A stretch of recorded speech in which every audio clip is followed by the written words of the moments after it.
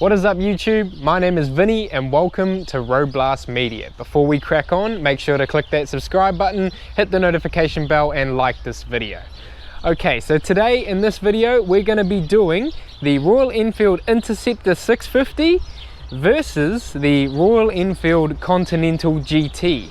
And we're going to be talking about the slight differences between this bike and these bikes, and which one you should buy or which one is for you. Okay, because these are amazing bikes, and if you're here watching this video, you're probably already wanting to buy a Royal Enfield, you're just not sure which one to get. Okay, so to get started, the noticeable differences between these bikes. So they share the same engine and the same frame. They both make 47 horsepower and 52 newton meters of torque. Now, so they've got the same performance figures and they're around about the same weight, but what actually makes these bikes different is the ergonomics and the styling. So the Interceptor has a nice, beautifully rounded tank. You know, it's got the raised handlebars. You know, you've got your foot pegs in quite a comfortable position, and you can have a nice upright seated position for touring, highway riding, you know, lots of big long straight lines. This bike is perfect for that. Whereas on the Continental GT, you have a much more racy sort of boxy tank. You've got the clip-on handlebars, which are more than ample for great control through cornering, and you have the raised foot pegs where your knees are quite a lot more bent on the GT than they are on the Interceptor. There's also a couple of little cosmetic differences. On the GT, you got this nice little Royal Enfield badge there on the suspension sort of holder thing there, but on the Interceptor you do not.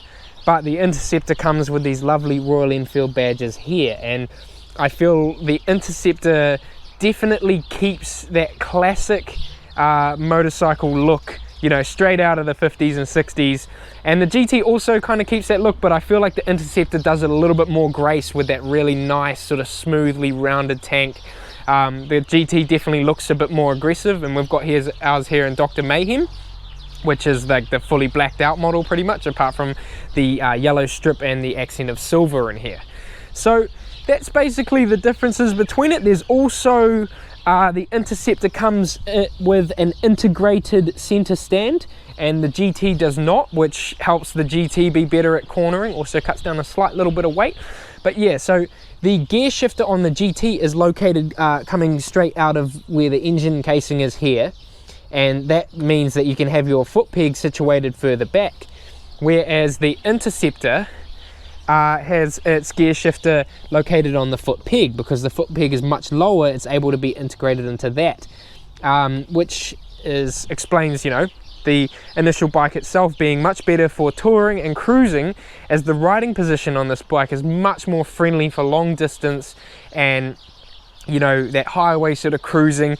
The Interceptor can definitely handle around a corner, but not as well as the GT. You can definitely get a much better lean angle on the Continental GT, but for better lean angle and better cornering comes with a price, and that is way less comfort. I notice that I can definitely do a lot more hours on the Interceptor than I can the GT. So that's basically it. If you are a person who likes long touring, you're not all about that sort of racy, high-speed cornering lifestyle, then the Interceptor is for you. But if you're a bit like me and you love that sort of that high adrenaline, you know, you still like the classic motorcycle, but you want it to be able to perform around a racetrack and through corners and stuff, the GT is definitely for you.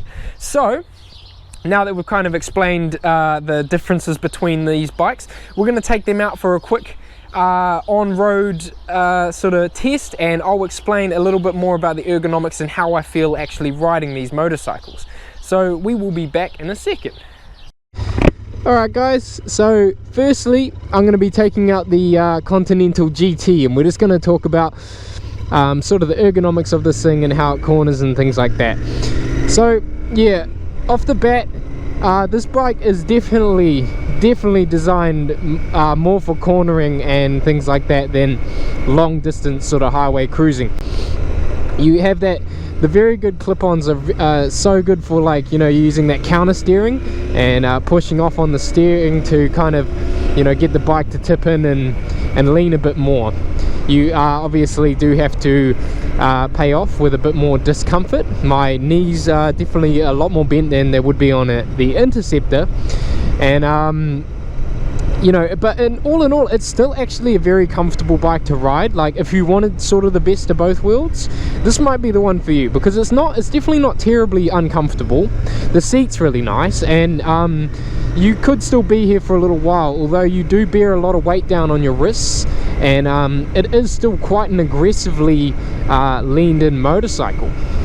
But you know, as you can see, it's a very nice setup, and it does make for a very joyous ride, especially carving corners, because you can really get it leaning and you know, sort of really manipulating your way through these corners in a way that you kind of can't on the Interceptor. As well as that, this thing does handle high speed a lot better than the Interceptor. You're not kind of propped up like a big wind sail with your nice wide arms and things like that. And it does handle higher speeds better, but the Interceptor is definitely one for the longer distance and more endurance. But oh, I'm feeling like, oh, my back's starting to get a little bit sore on the old GT, so we'll change it over to the Interceptor, eh? Alright, so now we're on the Interceptor. Obviously you'll notice the rowdy exhaust on this thing. It has Lex-Tech slip-ons teamed up with a DNA air filter, so this thing actually does perform a little better than the Continental GT. But we want to think about this like they're both unmodified, as we're talking about which one you should buy.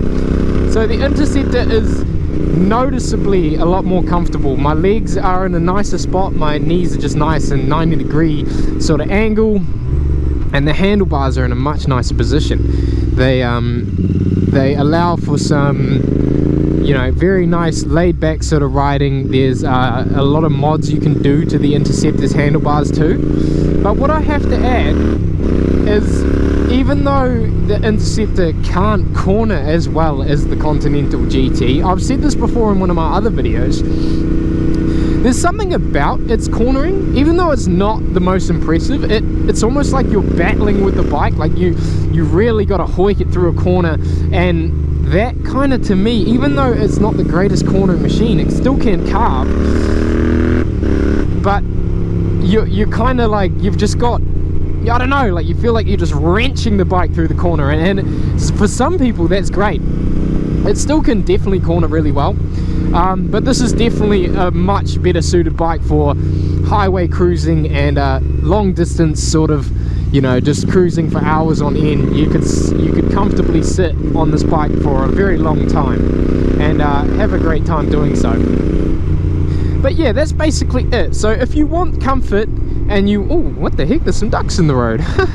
Alright, if you want some comfort and, you know, you're not too fussed about going extremely quick through a corner and things like that, the Interceptor is for you, no doubt. If you love the classic look, if you love that ridiculous sound of the 650, yeah, so modify the exhaust when you do buy one because it's so worth it.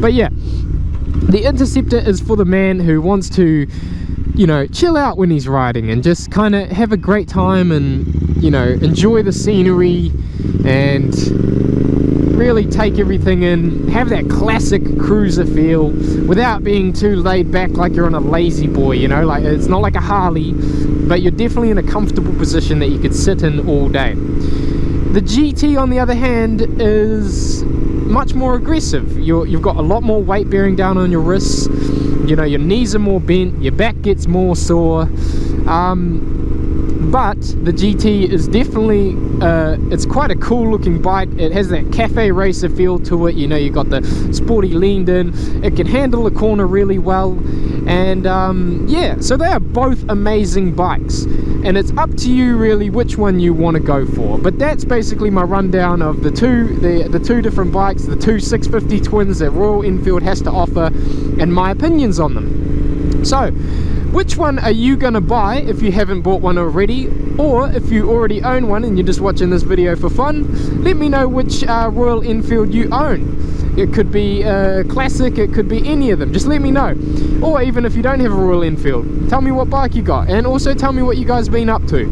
It's always good to hear from the subscribers and the viewers, so yes. thank you very much for watching this video.